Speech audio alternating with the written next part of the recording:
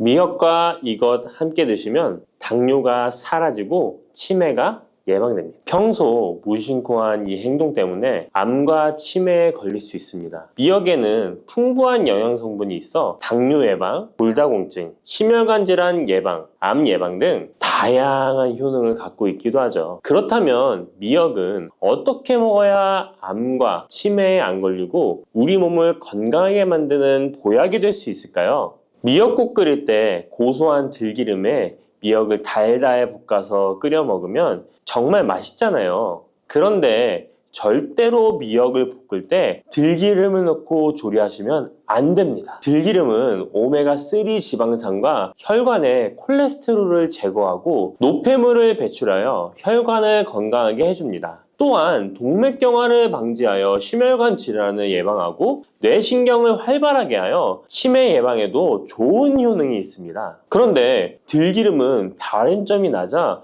열을 가하게 되면 산패가 되어 좋은 성분은 없어지고 1급 발암물질인 벤조피렌이 생성됩니다. 벤조피렌은 암을 발생시킬 뿐만 아니라 뇌 분비계의 장애를 일으키고 뇌 건강에 악영향을 주는 정말 위험한 물질입니다. 건강에 좋은 줄 알고 넣은 들기름 때문에 오히려 건강을 해치는 독을 먹는 상황이 되는 거죠. 들기름은 미역국을 다 끓인 다음에 마지막에 한 스푼 넣어 드시면 들기름의 효능과 고소한 맛을 온전히 누릴 수 있습니다. 미역과 함께 드시면 절대 안 되는 두 번째 음식은 바로 대파입니다. 다른 국이나 찌개를 끓일 때는 파를 꼭 넣는데 유독 미역국을 끓일 때는 왜 파를 넣지 않는 걸까요? 그 이유는 미역과 대파 둘 다 알긴산이라는 성분이 있는데 이 알긴산은 미끌거리는 식감이 있습니다. 함께 드시게 되면 식감이 나빠지는 이유도 있지만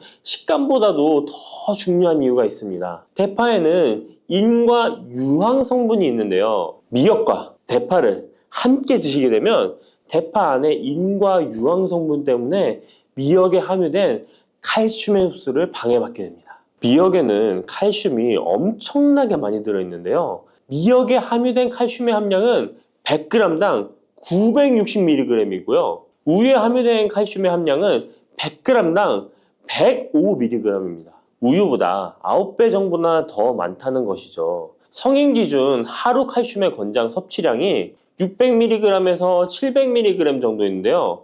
미역국을 한 그릇만 드셔도 충분히 섭취하실 수 있는 양입니다. 우유를 소화 못 시키는 분들이 칼슘을 섭취하기 위해서는 미역이 정말 좋은 식품이 되는 거죠. 이렇게 많은 칼슘은 우리 몸의 뼈를 튼튼하게 해주고 골다공증 예방에 도움을 주는데요. 이 골다공증 예방은 50대 이후의 여성분들에게는 정말 중요한 효능입니다. 골다공증으로 인해 골반뼈가 골절이 될 경우에 65세 이상은 30%가 1년 내에 사망하고 80세 이상은 50%가 2개월 내에 사망을 할 수 있다는 통계가 있습니다. 나이가 들어갈수록 미역을 충분히 섭취하시는 것을 추천드립니다. 이런 칼슘 보충제에 정말 중요한 미역을 대파와 함께 드신다면 칼슘 흡수가 제대로 되지 않는 것이죠. 미역에 미끌미끌한 성분이 알긴산이라고 했잖아요. 이 알긴산도 우리 몸에 정말 중요한 역할을 해줍니다. 바로 알긴산은 다른 물질을 흡착하는 성질이 있어 혈관 내에 나쁜 콜레스테롤을 흡착하여 배출을 도와줍니다. 이렇게 되면 동맥경화를 예방할 수 있고 혈액순환을 원활하게 하며 심혈관 질환을 예방하는 데 도움을 줄 수 있습니다. 미역이 피를 맑게 한다고 하잖아요. 바로 이 알긴산의 효능 때문에 혈관이 깨끗해지기 때문입니다. 또한 알긴산은 장 운동을 촉진하고 배변 활동을 원활하게 하여 변비 예방에 도움을 줍니다. 이는 미역의 풍부한 식이섬유와 함께 장 건강에 도움을 주는 거죠. 미역에 함유된 풍부한 식이섬유는 당뇨 예방에 탁월한 효능을 발휘하는데요. 국립보건원에서 장년층 7,400명을 대상으로 추적 조사를 해봤는데 해조류를 전혀 먹지 않는 사람과 매일 미역국 반 그릇 이상의 해조류를 섭취한 사람의 당뇨병 발생 위험도를 조사했는데 하루에 미역국 반 그릇 이상 먹는 사람이 해조류를 전혀 먹지 않는 사람에 비해 당뇨병 발생 위험도가 20%가 낮았습니다. 미역의 풍부한 식이섬유는 급격히 오르는 혈당을 막아주는데요. 식이섬유가 소화의 속도를 늦춰주고 인슐린의 분비를 조절해주기 때문입니다. 식이섬유는 포만감을 높여주고 칼로리가 낮아 식사량을 조절하는 데 도움을 주고 체내에 노폐물과 독소를 배출하여 체중을 감량하는 데도 도움을 주어 다이어트 식품으로도 많이 활용되고 있습니다. 미역국은 또 아이를 출산한 산모들이 반드시 먹는 음식인데요. 미역의 풍부한 요오드는 출산 후 늘어난 자궁을 수축시켜주는 데 도움을 주며 모유가 잘 나오도록 도와줍니다. 또한 요오드는 피를 멎게 하여 상처를 빨리 아물게 하는 역할도 해줍니다. 칼슘과 철분이 풍부하여 출산 후에 흥분된 신경을 안정시켜주고 혈액의 생성을 도와 산모의 빈혈 예방에 도움을 주게 됩니다. 또한 칼륨이 풍부한데요. 칼륨은 체내 나트륨을 배출해주는 역할을 해줘 산모의 부종을 완화시켜주는데 탁월하기도 합니다. 그리고 요오드는 산모에게 좋을 뿐만 아니라 신진대사를 촉진하여 몸에 에너지를 보충해주는 역할을 합니다. 요오드가 부족할 때 나타나는 증상들이 있는데요. 몸에 기력이 없다고 하죠. 힘이 없고 피로감이 높아지게 됩니다. 신진대사가 원활하지 않기 때문에 몸의 영양소를 소모하지 않게 되어 체중이 증가하게 되고요. 피부가 건조해져 거칠어지고 탈모도 일어날 수 있습니다. 나이 들면서 인지 능력이 떨어지는 것도 요오드 부족의 한 현상일 수도 있습니다. 요오드가 부족하면 우리 몸의 호르몬의 중추적인 역할을 하는 갑상선에 문제가 생기는데요. 바로 갑상선 저하증이 생길 수 있습니다. 이러한 문제들을 미역을 섭취함으로 예방할 수 있는 건데요. 요오드의 하루 권장 섭취량은 2.4mg입니다. 미역국 한 그릇에는 요오드가 약 1.1mg 정도 함유되어 있으니 미역국은 하루에 한두 그릇만 드시길 바랍니다. 요오드는 과하게 섭취하게 돼도 문제가 생기는데요. 요오드의 섭취량이 많아지면 갑상선염이나 다른 갑상선 질환도 유발할 수 있습니다. 특별히 갑상선이 약하신 분들은 미역을 섭취하는데 주의하셔야겠습니다. 갑상선은 우리 몸에서 가장 중요한 내분비 기관 중 하나인데요. 갑상선은 목 부분, 기관지 아래에 위치한 나비 모양의 내분비 기관인데요. 중요한 여러 기능을 하지만 그 중에서도 대사율을 조절하는 역할이 있습니다. 갑상선에 T3, T4 호르몬을 분비하여 우리 몸의 에너지 소비와 체온 조절을 하는데 중요한 역할을 하게 됩니다. 갑상선 호르몬은 신경 시스템의 정상적인 기능을 유지하는데 꼭 필요한데요. 호르몬이 제대로 분비되지 않아 수치가 너무 높거나 낮게 되면 우울, 불안 증세, 기억력 감퇴 등의 문제도 발생할 수가 있습니다. 이 갑상선 호르몬에 영향을 미치는 것 중에 요오드가 있는데요. 요오드가 부족하면 세계보건기구에서는 뇌세포가 손상되고 치매가 발생할 수 있다고 보고하고 있습니다. 갑상선 저하증이나 항진증이 있는 분들이 요오드가 많은 미역을 많이 드시면 오히려 건강을 더 해칠 수가 있습니다. 건강하신 분들은 미역을 많이 드셔도 호르몬 조절이 잘 되어 문제가 없지만 갑상선에 문제가 있어서 호르몬 조절이 잘 안 되는 분들은 이 요오드의 수치가 높아지게 되면 체내에 활성산소가 증가하게 되어 염증을 일으키고 갑상선염을 유발하고 극히 드물지만 심해지면 갑상선 암으로도 발전시킬 가능성도 있습니다. 따라서 갑상선에 문제가 있는 분들은 미역을 드실 때 주의하셔야 합니다. 날이 갈수록 암의 발병률이 높아지고 있어서 암에 대한 관심도가 높아지는 것이 사실이죠. 이처럼 미역에는 강력한 항암 효과가 있어 건강식품으로도 아주 좋은데요. 미역에는 요오드, 식이섬유, 칼슘, 비타민 등 많은 영양소가 있다고 했잖아요. 그런 것보다 훨씬 중요한 것이 있습니다. 바로 후코이단이라는 성분인데요. 이 성분이 바로 강력한 항암 작용을 한다고 알려져 있습니다. 코이단 성분은 미역의 줄기보다 미역귀에 7배나 많이 들어있어 요즘에 미역귀가 항암식품으로 많이 알려져 있습니다. 이 후코이단은 암세포가 스스로 사멸되도록 유도하는 효능이 있습니다. 이러한 효능으로 암세포가 생기는 것을 막아주고 전이 되는 것도 방치할 수 있는 거죠. 후코이단은 특히 폐암, 간암, 대장암, 유방암, 백혈병에 효능이 좋다고 입증된 논문들이 발표되기도 했습니다. 후코이단은 항암 작용 외에도 콜레스테롤 혈관에 흡착되지 않도록 막아주고 혈류를 원활하게 해주어 혈관을 건강하게 해주는 역할을 해줍니다. 이렇게 혈관을 깨끗하게 해주어 뇌졸중과 뇌경색, 심근경색 등의 심혈관 질환도 예방할 수 있습니다. 미역귀와 함께 토마토를 드시면 항암 효과를 극대화할 수 있는데요. 토마토가 채소의 왕으로 불리며 우리 몸에 정말 좋다는 사실 알고 계시죠? 토마토에는 라이코펜이라는 항산화 성분이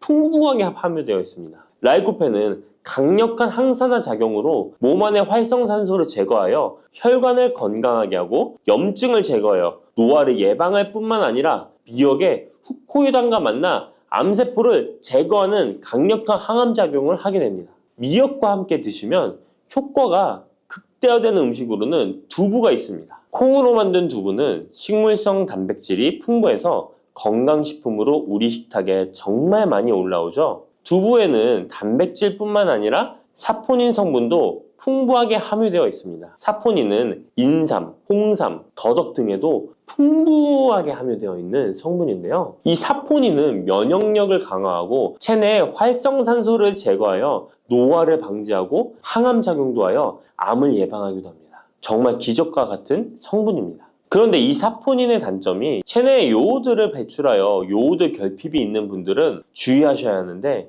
미역과 함께 드신다면 미역에 함유된 풍부한 요오드와 사포닌의 만남으로 미역의 섭취로 과다할 수 있는 요오드의 양을 두부의 사포닌이 배출시켜주어 걱정 없이 드실 수 있게 되는 것이죠. 칼슘은 뼈를 튼튼하게 만들어준다고 상식적으로 알고 계시잖아요. 우리 몸에는 칼슘이 많아도 골다공증이 생긴다는 사실 들어보셨나요?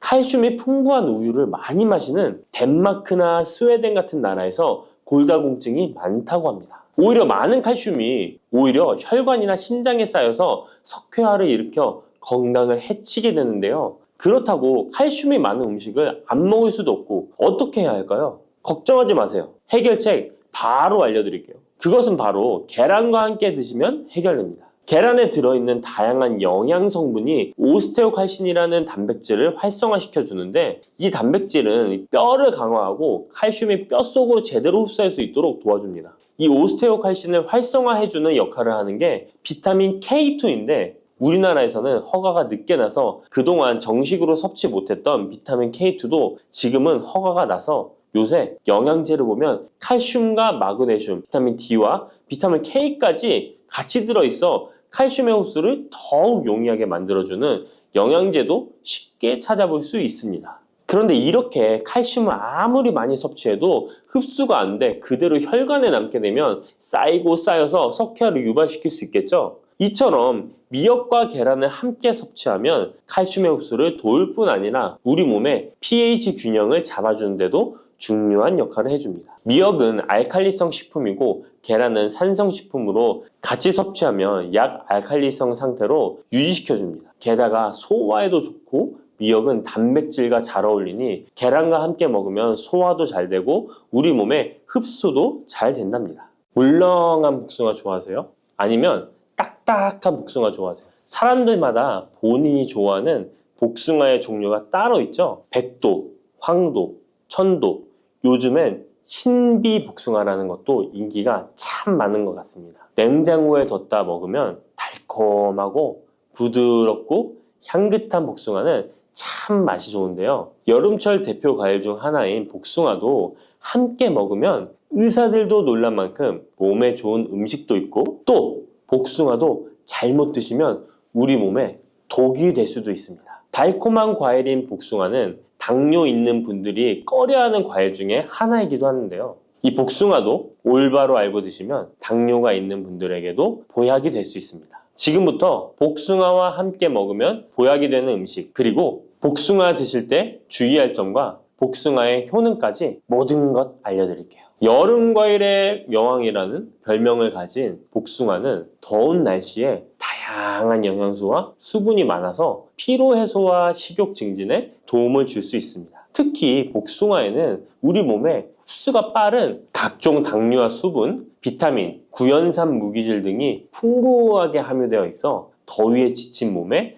활력을 불어넣어주며, 수용성 식이섬유인 펙틴과 폴리테놀의 함량도 높아서 혈관 건강에도 좋은데요. 펙틴은 혈중 콜레스테롤 수치를 낮추는 데 도움을 주기 때문에 각종 심혈관 질환 예방에 도움이 됩니다. 또한 복숭아에 함유된 칼륨 성분은 나트륨 배출을 촉진하고 혈압을 낮추는 데 도움을 주기 때문에 고혈압, 동맥경화 등을 예방하는데 도움이 됩니다. 풍부한 식이섬유는 장 건강에 좋은 역할을 주는데요. 소화를 촉진하고 배변의 양을 늘려 규칙적인 배변 활동에 도움을 주기 때문에 변비뿐만 아니라 장 건강 증진에도 도움이 됩니다. 특히 수용성 식이섬유는 장내 유익한 균의 먹이가 되어 장내 환경을 개선하는 데 도움을 주어 장 건강과 면역력 증진에도 놀라운 효능을 발휘합니다. 또한 수용성 식이섬유는 위염, 위궤양을 예방하기도 합니다. 복숭아의 달콤함 때문에 당뇨가 있는 분들은 복숭아 먹기가 꺼려지시잖아요. 이제부터는 걱정 말고 드실 수 있을 거예요. 우선 복숭아는 달콤한 맛에 비해 혈당 지수와 혈당 부하 지수가 낮다는 사실 모르셨죠? 복숭아의 혈당 지수는 30에서 50 정도로 낮은 편입니다. 그리고 복숭아 100g, 복숭아 반쪽 정도를 먹었을 때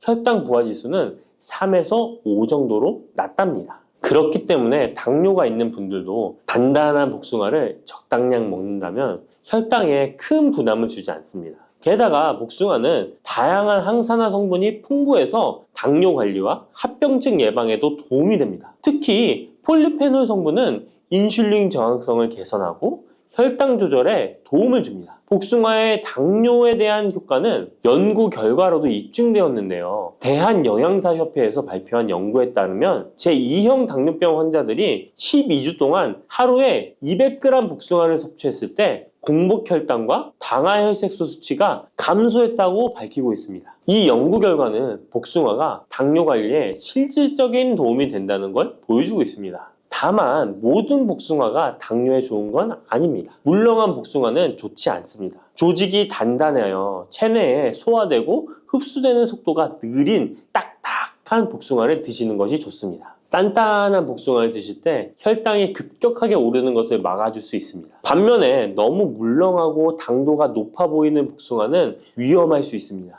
이런 물렁한 복숭아는 부드럽고 금방 소화되기 때문에 혈당을 급격하게 치솟게 만들 수 있습니다. 당뇨 환자의 혈당 관리에는 정말 치명적일 수 있어요. 혹시 복숭아 껍질을 함께 드시나요? 아니면 껍질은 버리고 부드러운 과육만 드시나요? 사실 복숭아 껍질에는 과육보다 무려 5배나 많은 식이섬유가 들어있습니다. 이 식이섬유는 당뇨 관리에 정말 중요한 성분입니다. 식이섬유가 풍부한 식품은 혈당 상승을 억제하고 인슐린 감성을 높여준답니다. 그래서 당뇨가 있는 분들은 복숭아를 껍질째 드시는 것이 좋습니다. 복숭아 껍질의 효과는 이미 여러 연구를 통해 입증되었는데 한국식품연구원에서 발표한 연구 결과에 따르면 복숭아 껍질 추출물이 혈당을 내려주고 인슐린 저항성 개선에 효과가 있다고 보고하기도 했습니다. 껍질에 풍부한 폴리페놀과 식이섬유가 이런 효과를 나타낸 것입니다. 복숭아는 당뇨뿐만 아니라 항암 효과도 있는데요. 복숭아에는 폴리페놀, 카로티노이드 등 항산화 성분이 풍부하게 들어있어 바람의 원인인 활성산소를 제거해주기 때문입니다. 이런 효능으로 각종 암 예방에 도움이 됩니다. 또한 복숭아에 함유된 클로로겐산과 네오클로로겐산은 정상세포에는 영향 없이 유방암세포의 성장을 억제하는 효과가 있으며 미국 워싱턴 주립대학교 연구팀에 따르면 생쥐를 대상으로 한 실험에서 복숭아 속에 화합물질이 유방암 세포의 성장과 확산을 억제하는 효능이 있는 것으로 나타났다고 합니다. 복숭아를 먹으면 안색이 좋아지고 피부 미용에도 좋아 미인이 된다는 말이 있는데요. 실제로 농촌진흥청에서 실험한 결과에 따르면 복숭아 추출물이 멜라닌 색소의 형성을 막는 데 도움을 주기 때문에 피부 미백에 효능이 있다고 보고되었습니다. 또한 복숭아에는 폴리페놀, 베타카로틴, 비타민 등이 풍부하게 함유되어 있어 노화의 원인인 활성산소를 제거해 주어 노화 방지에 도움이 된답니다. 복숭아는 수분의 함량이 높아 여름철 지친 피부에 수분 공급을 도와 피부의 활력을 높이는 데에도 탁월한 효능을 발휘합니다. 또한 복숭아는 신경을 안정시켜 주는데 도움이 됩니다. 성분이 들어있어 불면증, 불안감 등을 줄여주고 풍부한 마그네슘은 스트레스와 불안 해소를 돕고 과도한 흥분으로부터 신경계를 진정시켜주는 효과가 있습니다. 복숭아에 들어있는 구연산, 아스파라긴산, 글루타민 등은 스트레스를 줄이는 데 도움을 주기 때문에 잠자리에 들기 전 복숭아를 먹으면 여름철 불면증 해소에도 도움이 됩니다. 이렇게 좋은 복숭아도 함께 먹으면 시너지가 폭발해 보약이 되는 음식들이 있습니다. 아몬드, 호두와 같은 견과류에는 불포화 지방산이 매우 풍부합니다. 이 불포화 지방산이 인슐린 감수성을 높이고 혈당을 안정시켜 주는데, 여기에 복숭아에 폴리페놀이 더해지면 혈당 조절 효과는 높아지게 됩니다. 달콤한 복숭아와 고소한 견과류를 함께 드시면 당뇨 예방과 당뇨 관리에 최고인 것이죠. 그리고 많은 분들이 요거트에는 유산균이 풍부해 장 건강에 도움이 된다는 걸 알고 계실 거예요. 여기에도 복숭아를 함께 드시면 그 효과가 2배로 늘어나는데요. 복숭아에 들어있는 폴리페놀이 유산균의 활성을 높여주는데요. 이렇게 되면 장내 환경이 좋아져 인슐린 저항성도 개선되고 혈당 조절도 쉬워집니다. 계피는 인슐린 저항성을 개선하는 것으로 잘 알려져 있습니다. 매일 계피가루를 조금씩 섭취하는 것만으로도 당뇨 관리에 도움이 되는데요. 계피와 복숭아를 함께 드시면 시너지를 내서 혈당을 안정시켜 줄 수 있습니다. 이렇게 몸에 좋을 것만 같은 복숭아도 드실 때 주의하셔야 할 것들이 있습니다. 언제, 어디서든 먹기 좋은 복숭아, 통조림 잘 알고 계시죠? 복숭아 통조림을 절대 드시면 안 됩니다. 통조림 복숭아에는 설탕의 함량이 매우 높기 때문입니다. 많은 설탕이 들어가 있을 뿐만 아니라 복숭아 자체도 물렁물렁하여 드시게 되면 혈당이 급격히 올라가게 됩니다. 당뇨 환자에겐 치명적일 수 있을 뿐만 아니라 건강한 사람도 자주 드시게 되면 췌장이 망가지고 각종 심혈관 질환의 위험이 높아질 수 있습니다. 게다가 통조림 가공 과정에서 영양소 손실도 많이 일어나게 되는데요. 비타민 C와 폴리페놀 같은 중요한 영양소가 파괴될 수 있습니다. 이렇게 되면 당뇨 관리에 도움되는 성분뿐 아니라 건강에 좋은 여러 영양 성분이 사라져 그냥 단맛 나는 젤리? 비슷한 음식을 먹는 것과 마찬가지가 되는 것입니다. 그러니 통조림 말고 반드시 싱싱한 복숭아를 드시기 바랍니다. 또한 복숭아에도 부작용이 있는데요. 복숭아 알러지 많이 들어보셨죠? 복숭아 알러지가 있거나 복숭아를 먹었을 때 두드러기, 호흡곤란, 설사, 발작 등의 증상이 발생한다면 복숭아는 피하는 것이 좋습니다. 또한 복숭아는 식이섬유의 함량이 높아서 과도하게 많이 먹게 되면 설사, 복통 등의 부작용이 발생할 수 있으니 과다 섭취는 피하시기 바랍니다.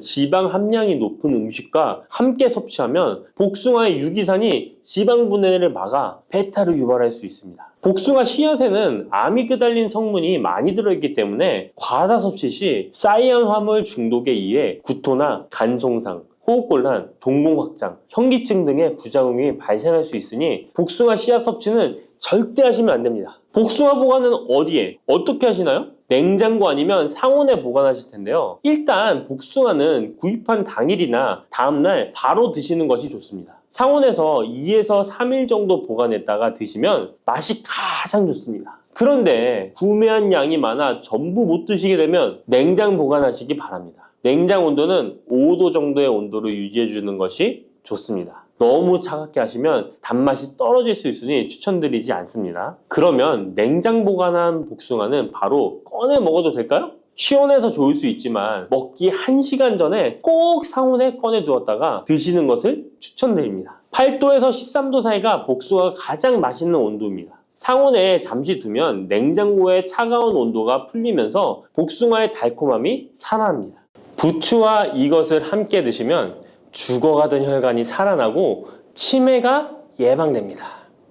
부추에는 항산화 성분과 각종 비타민, 칼슘, 칼륨 등의 미네랄 성분이 풍부하여 간 해독에 좋고 콜레스테롤을 낮추며 당뇨 예방과 조절에 도움이 되고 심혈관 질환을 예방하는 데에도 탁월한 효능이 있습니다. 부추가 건강에 도움이 된다는 사실은 많은 분들이 알고 계시지만 부추의 효능에 대해 자세히 알고 계신가요? 부추의 효능, 함께 먹으면 보약이 되는 음식과 부추를 드실 때 주의할 점, 그리고 부추의 특별한 조리법까지 모두 알려드릴게요. 같이 먹으면 좋은 음식 첫 번째는 두부입니다. 두부는 기본적으로 단백질이 풍부하며 리놀렌산, 레시틴, 피토스테롤 등의 성분이 풍부해서 몸 안에 콜레스테롤 수치를 낮춰주고 혈액순환을 원활하게 하여 동맥경화, 심근경색, 뇌출혈 등의 심혈관 질환을 예방할 수 있습니다. 그리고 두부는 체력과 근력을 유지하는데 큰 도움을 주는데요. 바로 두부의 풍부한 단백질 때문이죠. 근육은 매일 일정량이 새로운 근육으로 대체되기 때문에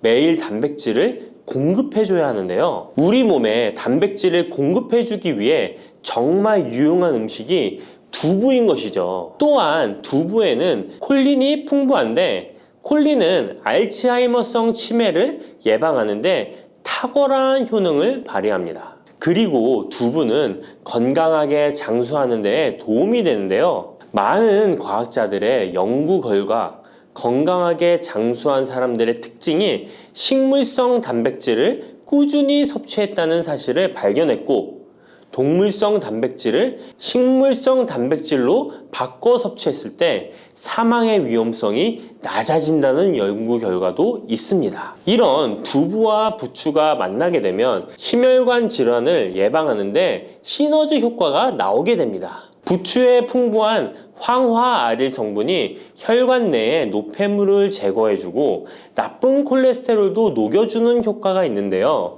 그렇게 되면 혈액은 깨끗해지고 혈액순환이 원활하게 되어 심혈관 질환을 예방할 수 있습니다.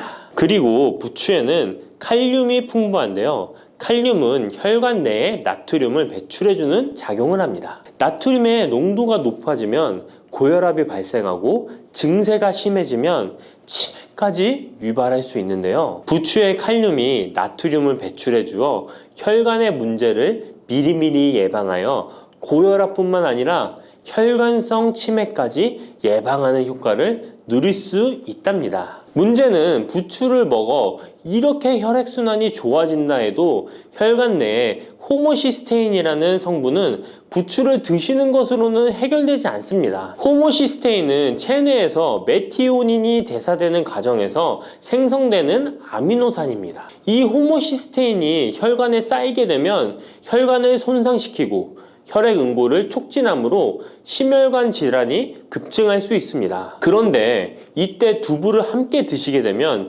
혈관 내 호모시스테인을 제거하는데 놀라운 효과를 볼 수 있는데요. 바로 두부의 풍부한 엽산이 호모시스테인을 몸 밖으로 배출해 주는데 탁월하기 때문이죠. 이 엽산이 호모시스테인을 다시 메티오닌으로 전환시켜 독성을 완화시킬 수 있습니다. 앞에 말씀드렸다시피 두부에 단백질이 풍부하다는 사실은 알고 계실 거예요. 그런데 단백질의 양이 고기보다 훨씬 많다는 사실은 모르셨죠? 나이가 들수록 고기가 소화가 잘 안 되어 잘 안 드시게 되는 분들이 많이 있습니다. 그리고 우리나라 성인들의 단백질 섭취량이 많이 부족하다는 통계 자료도 있습니다. 두부를 드시게 되면 부족한 단백질을 충분히 보충해 주어 근육을 튼튼하게 하는 데 도움이 되고, 이는 관절염과 통증을 예방하는 데에도 도움이 되는 것이죠. 그리고 두부에는 이소플라본이란 성분이 많이 들어있는데요. 이소플라본은 칼슘의 흡수를 도와주고 뼈에서 칼슘이 빠져나가는 증상까지 막아주는 효능이 있습니다. 이런 효능으로 노년기 골다공증을 예방하는 데 큰 역할을 해줄 수 있죠. 다만 이런 두부는 찬 성질을 가지고 있어 몸이 찬 분들이 드시면 소화가 잘 안 될 수 있는데요. 부추와 함께 드시면 이런 문제를 해결할 수 있습니다. 부추는 따뜻한 성질을 가지고 있기 때문에 두부의 찬 성질을 중화시켜 줄 수 있습니다. 그럼 두부와 부추를 함께 드시는 방법 알려드릴게요. 먼저 두부를 면포에 담아 물기를 빼주며 으깨주세요. 으깬 두부와 잘게 썬 부추에 계란을 넣어 반죽을 해줍니다. 그리고 달궈진 팬에 기름을 넣어 주시는데요. 이때 기름은 오메가3가 풍부한 올리브유나 들기름을 사용해 주세요. 반죽을 넣고 잘 부쳐주면 두부 부추전이 완성됩니다. 두 번째, 부추와 함께 먹으면 보약이 되는 음식은 사과입니다. 부추를 사과와 함께 드시게 되면 사과의 풍부한 항산화 물질들이 혈관을 보호하고 유기산이 우리 몸의 신진대사를 촉진해 주어 몸속에 생성되는 발암 물질들을 몸 밖으로 빠르게 배출시켜 줍니다. 부추의 효능 중 가장 중요한 것 중에 하나가 바로 이 항암 효과인데요. 부추에 있는 다양한 영양 성분과 식이섬유, 항산화 물질들 덕분이죠. 부추에는 비타민 A, 비타민 C와 같은 항산화 물질이 풍부합니다. 이 항산화 물질은 세포를 손상시키고 염증을 유발하며 노화를 촉진하는 활성산소를 제거하는 역할을 해주고 암세포의 활성을 억제하는 효능이 있습니다. 특히 비타민 A는 면역체계를 강화시켜주어 우리 몸이 암세포와 싸워 이길 수 있는 힘을 높여주는 역할을 해준답니다. 세포를 손상시키는 주범에는 프리라디칼이란 물질이 있는데요. 프리라디칼의 체내 농도가 높아지면 암세포의 발생이 급격하게 올라가게 됩니다. 이런 나쁜 물질을 부추의 비타민 C와 비타민 E가 제거해 주어 암을 예방하는 효과가 있다는 것이죠. 그리고 부추와 사과에는 수용성 식이섬유가 많이 들어있는데요. 이 식이섬유는 소화 기능을 건강하게 유지할 뿐만 아니라 특히 대장암 같은 소화계통의 암을 예방하는 데 큰 도움을 줍니다.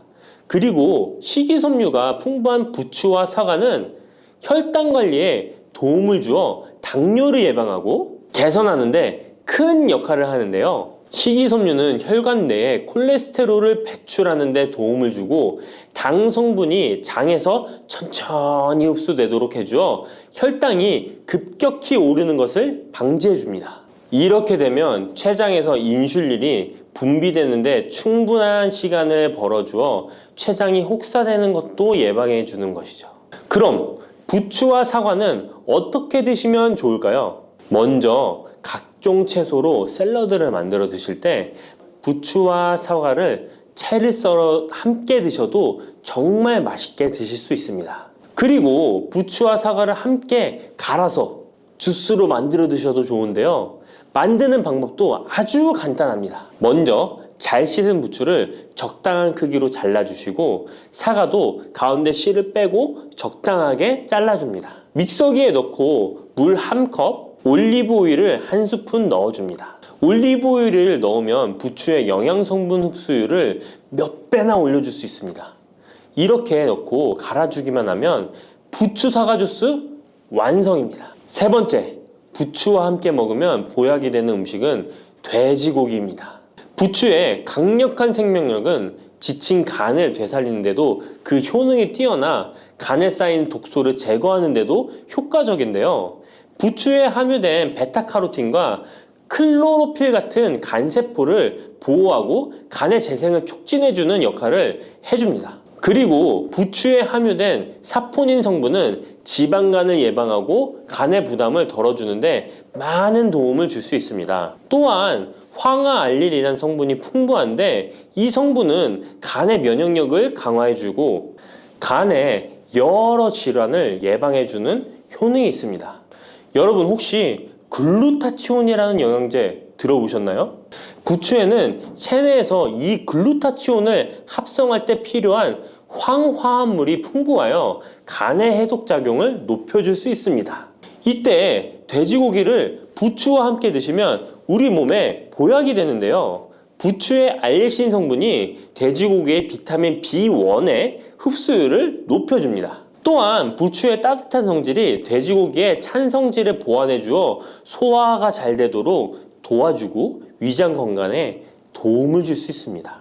그리고 영양학적으로도 서로 보완이 되어 균형 잡힌 식사가 될 뿐만 아니라 혈액순환 개선, 면역력 강화, 피로 해소, 에너지 증진, 항암 효과 등을 더 효과적으로 얻을 수 있습니다. 그렇다면 부추와 돼지고기는 어떻게 드시면 될까요? 돼지고기 수육을 부추와 함께 쌈을 싸서 드셔도 좋지만 반찬으로 만들어 먹을 수 있는 방법을 제가 알려드릴게요. 바로 돼지고기 부추볶음인데요. 먼저 부추를 적당한 크기로 잘라 준비해 주시고 돼지고기는 길쭉하고 얇게 썰어줍니다. 잘 달궈진 팬에 올리브유를 둘러주시고 부추와 돼지고기를 한 번에 넣고 볶아줍니다. 이때 대파와 다진 마늘을 넣어주시고 간장으로 간을 해주시면 됩니다. 다 볶아진 후에 들기름을 살짝 곁들여 주시면 고소함이 폭발할 뿐만 아니라 영양도 만점인 보약 반찬이 완성됩니다. 참고로 돼지고기 대신 오리고기를 사용해도 훌륭한 요리가 된답니다. 네 번째, 부추와 함께 먹으면 보약이 되는 음식은 브로콜리입니다. 브로콜리는 세계 10대 슈퍼푸드 중 하나로 선정될 만큼 건강에 좋은 채소입니다. 브로콜리에는 항산화 물질인 비타민 E, 베타카로틴, 비타민 C 등이 풍부하게 함유되어 있어 혈관 속의 활성산소를 제거하여 세포의 노화를 방지하는 효과가 있습니다. 그리고 설포라판이라는 항암 성분도 풍부하여 암세포의 성장을 억제하고 암 예방에 효과적인 놀라운 식물이죠. 또한 비타민 A가 풍부하여 눈 건강에도 아주 좋은 효능을 발휘합니다. 이 비타민 A는 부추에도 풍부하여 함께 드실 때 시너지 효과를 누릴 수 있게 되는데요. 비타민 A는 로놉신의 합성을 도와 야맹증을 예방해주고 눈의 점막을 만들어내는 효능이 있어 안구 건조증을 예방하고 눈시림 증상을 완화시켜줄 수 있습니다. 또한 비타민 C는 활성산소를 제거하여 안구세포를 보호해주고 눈의 혈관을 건강하게 유지시켜주어 망막이 손상되는 것을 막아줍니다. 이런 효능으로 눈이 충혈되는 것과 통증을 완화시켜줄 수 있습니다. 눈 질환 중에 황반변성은 노인의 실명원인 1위로 매우 위험한 질병인데요. 부추와 브로콜리에 풍부하게 들어있는 비타민 E가 예방해 줄 수 있습니다. 황반변성은 안구의 급격한 노화로 인해 발생하는데 비타민 E가 노화를 막아주는 효능이 있어 황반변성을 예방하는 데 도움을 줍니다. 이 비타민 E는 비타민 C, 비타민 A와 함께 먹을 때 우리 몸에서 흡수율이 올라가는데요. 그렇기 때문에 부추와 브로콜리를 함께 먹으면 눈을 건강하게 하는데 높은 시너지 효과를 가질 수 있습니다. 그렇다면 부추와 브로콜리는 어떻게 드실 수 있을까요? 지금 바로 함께 먹는 특급 조리 방법을 알려드릴게요. 잘 씻은 부추를 적당 크기로 잘라 준비하고 브로콜리는 송이를 나누어 끓는 물에 부추와 함께 살짝 데쳐줍니다. 데친 부추와 브로콜리는 찬물에 헹군 후에 물기를 제거합니다. 간장, 식초, 설탕, 다진 마늘, 참기름을 섞어 양념장을 만들어 부추와 브로콜리를 골고루 묻혀줍니다. 마지막으로 통깨를 뿌려주면 맛있는 부추 브로콜리 무침이 완성됩니다. 이렇게 몸에 좋은 부추도 주의해야 할 사항이 있습니다. 돼지고기와 함께 먹을 때는 좋지만 소고기와는 함께 먹지 않는 것이 좋습니다. 소고기는 부추와 비슷하게 따뜻한 성질을 가지고 있습니다. 부추와 함께 드시게 되면 뜨거운 성질이 강화되어 위와 장 등의 소화기관에 강한 자극을 주게 되어 소화불량을 일으키고 복통이나 설사를 유발할 수 있습니다. 너무 많이 드시게 되면 그 열로 인해 두통과 불면증까지 오는 경우도 있습니다. 그리고 신장 기능이 약하신 분들도 부추를 드실 때 주의하시는 게 좋은데요. 그 이유는 부추의 풍부한 칼륨 때문입니다. 칼륨이 몸속에 나트륨을 배출해주는 효능이 있지만 신장이 약하신 분들이 부추를 과하게 드시게 되면 많은 양의 칼륨이 몸에 들어오게 되고 약한 신장이 칼륨을 몸 밖으로 잘 배출해주지 못하게 됩니다. 그렇게 되면 고칼륨 혈증이 나타나 근육이 약화될 수 있고 심장 박동이 불규칙해질 수 있으며 심하면 호흡곤란을 초래하기도 합니다. 따라서 신장 질환이 있으신 분들은 몸 상태를 보면서 소량씩 드시는 게 좋겠습니다. 블루베리는 세계 10대 건강식품에 들어갈 만큼 우리 몸을 건강하게 하는데 도움이 되는 과일입니다.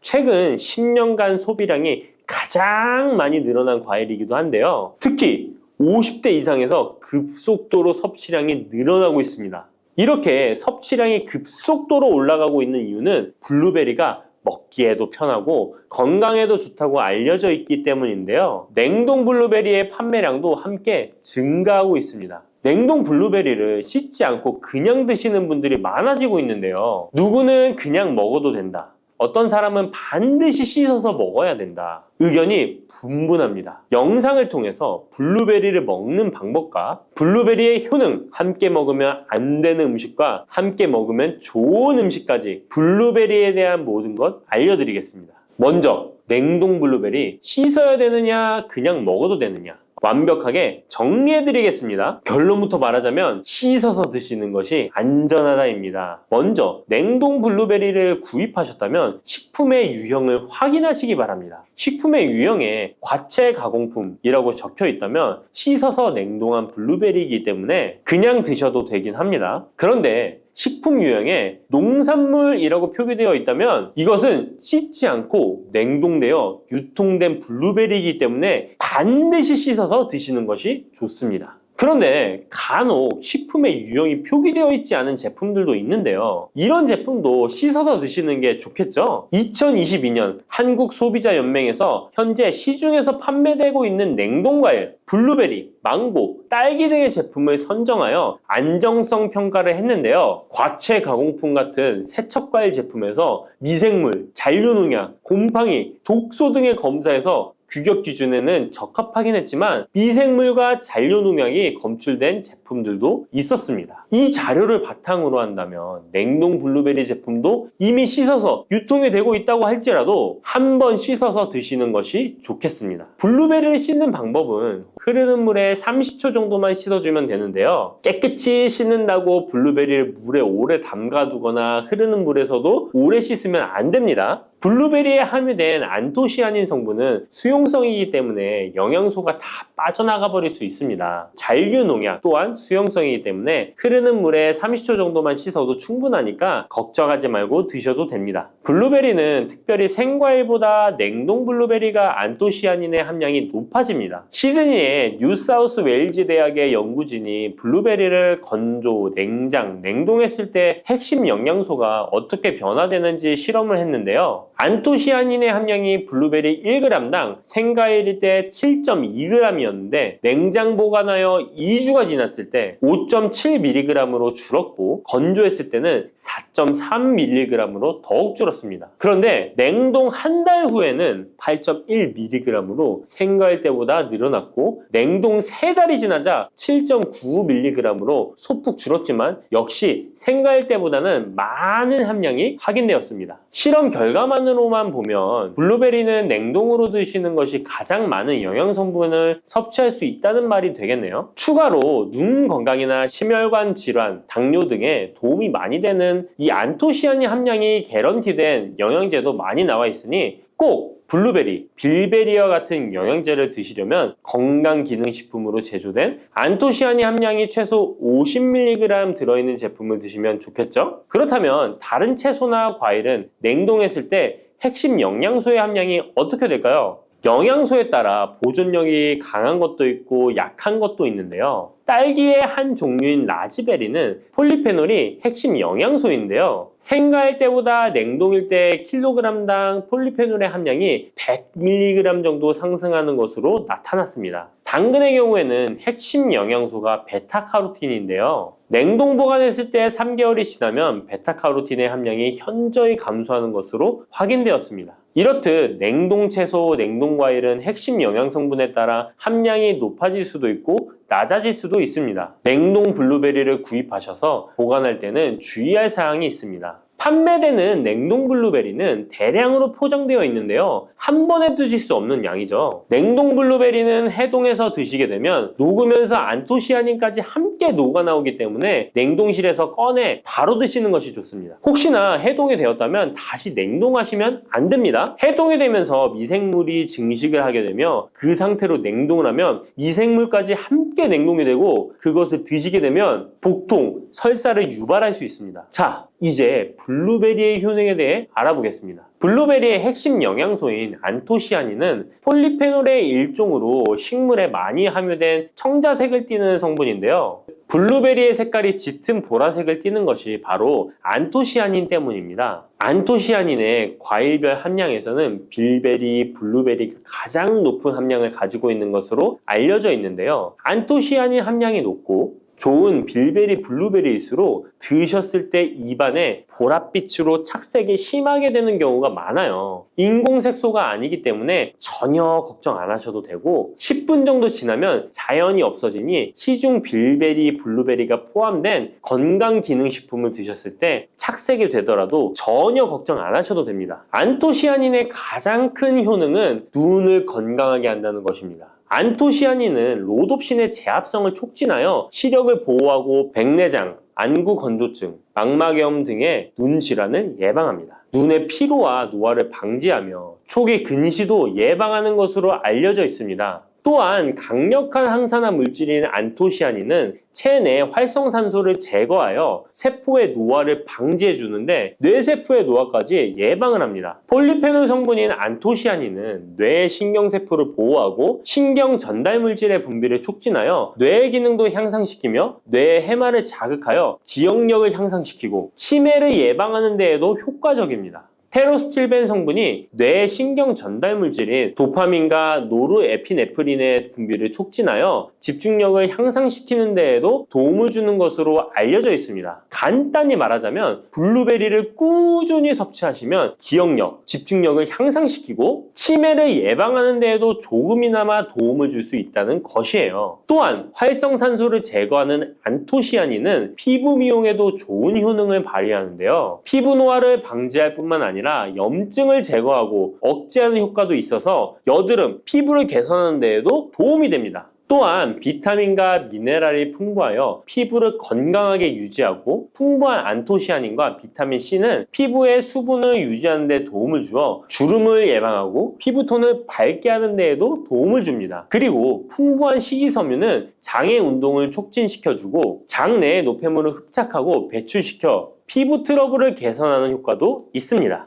나이가 들면서 머리숱도 많이 줄어들게 되어 탈모로 걱정하시는 분들도 늘어나는데요. 블루베리는 탈모 예방에도 효과적이에요. 블루베리의 안토시아닌은 튼튼한 모발이 자라날 수 있도록 모낭세포를 자극해주고 두피세포의 노화를 예방하여 탈모를 예방하게 되는 것입니다. 또한 블루베리에 함유된 비타민C는 머리카락 조직 형성에 필수적인 성분이고 콜라겐 생성을 촉진하여 모발을 강화하고 두피 건강을 증진하는 데에도 도움이 됩니다. 항산화 성분인 안토시아닌은 머리카락 세포를 손상시키는 자유라디칼을 제거하고 머리카락 손상을 예방하는 데 도움이 되어 탈모를 예방하는 것입니다. 블루베리는 당뇨의 위험이 있는 분들에게 특히 도움이 되는데요. 블루베리는 혈당 수치를 낮추어주고 당분을 에너지원으로 사용하는 신진대사의 과정을 촉진해주는 효능이 있습니다. 미국의 당뇨병 협회는 블루베리를 당뇨병 슈퍼푸드라고 부르며 블루베리를 꾸준히 섭취하면 인슐린 감수성을 향상시키고 혈당을 낮추는 데 도움이 된다고 발표했습니다. 블루베리에 대한 연구를 진행했는데요. 하루에 150g의 블루베리를 섭취한 실험군은 혈당 스파이크의 발생이 낮아졌고 인슐린 수치 또한 낮아진 것으로 확인되었다고 발표했습니다. 블루베리에 함유된 안토시아닌뿐만 아니라 칼륨, 비타민 B6는 심장 건강을 지키는 데 도움을 주는데요. 이 성분들은 체내 콜레스테롤과 혈액의 지방을 감소시켜 혈액순환을 원활하게 해줍니다. 이런 효능으로 심장마비나 협심증을 일으키는 죽상동맥경화증을 예방하는 데 도움을 주게 됩니다. 또한 호모시스테인이 체내에 과하게 축적되면 혈관을 손상시키고 혈전을 생성하여 심장마비, 뇌졸중 등의 심혈관 질환을 유발할 수 있는데요. 블루베리의 풍부한 엽산과 비타민 B6는 호모시스테인의 축적을 방지하여 심혈관 질환을 예방할 수 있습니다. 블루베리는 많이 드시는데 블루베리 잎에는 관심이 별로 없는 것이 사실인데요. 블루베리 잎이 열매의 항산화 효능보다 뛰어나다는 사실 알고 계신가요? 블루베리 잎은 열매보다 안토시아닌 함량이 높고 또한 폴리페놀의 일종인 클로로겐산의 함량도 높아 열매보다 항산화 효과가 20에서 30배 높은 것으로 알려져 있습니다. 놀랍지 않나요? 이러한 블루베리 잎은 차로 우려서 드시면 되는데요. 물 1리터에 잎 4g을 넣고 10분 정도 끓인 후에 식혀서 드시면 됩니다. 블루베리가 새콤달콤한 맛이 난다면 블루베리 잎차는 구수한 맛이 나는 것이 특징입니다. 이렇게 좋은 블루베리도 함께 먹으면 안 되는 음식이 있는데요. 바로 우유입니다. 깜짝 놀라지 않으셨나요? 보통 냉동 블루베리를 우유와 함께 믹서기에 갈아서 주스로 많이 드시는데요. 이렇게 되면 블루베리의 영양소가 파괴됩니다. 국제의학바이오 저널의 연구에 따르면 블루베리의 폴리페놀 성분과 우유 단백질의 친화성 때문에 블루베리와 우유를 함께 먹게 되면 블루베리의 항산화 성분이 대부분 파괴된다고 발표했습니다. 그리고 우유에 함유된 칼슘은 블루베리의 안토시아닌과 만나면 칼레이드화 되는데요. 이것은 둘이 결합하여 덩어리를 만든다는 것입니다. 이렇게 덩어리가 된 물질은 불용성 침전물로서 체내에서 녹거나 흡수되지 않고 몸 밖으로 배출되게 됩니다. 이 과정에서 체내에 머물며 소화되지 않기 때문에 위와 장에 큰 부담을 주게 됩니다. 이 때문에 블루베리와 우유를 자주 섭취하시거나 위와 장이 약하신 분들이 드실 경우 위장에 염증을 유발할 위험이 있습니다. 특히 신체 기능이 많이 떨어져 있는 나이가 많으신 분들이 이렇게 드시면 위장에 안 좋을 수 있으니 주의하시기 바랍니다. 블루베리 주스를 만들어 드실 때는 우유 대신 오트밀이나 물을 첨가하여 드시는 것이 좋겠습니다. 우유가 블루베리와 맞지 않는다고 해서 요거트도 맞지 않는 것은 아닙니다. 요거트는 발효 과정을 거쳐 단백질이 쉽게 분해되기 때문에 항산화 성분의 흡수율을 높여줍니다. 요거트에 냉동 블루베리를 얹어서 먹는 것은 좋은 블루베리를 먹는 방법이 되겠습니다. 블루베리를 드실 때 주의하셔야 할 분들도 있습니다. 블루베리에는 살리살신이라는 성분이 있는데 이것 때문에 알레르기 반응을 일으키는 분들이 있습니다. 블루베리를 드시면 입술이 붓거나 간지러운 증상이 나타나고 복통과 설사의 증상이 나타난다면 즉시 블루베리 섭취를 중단하셔야 합니다.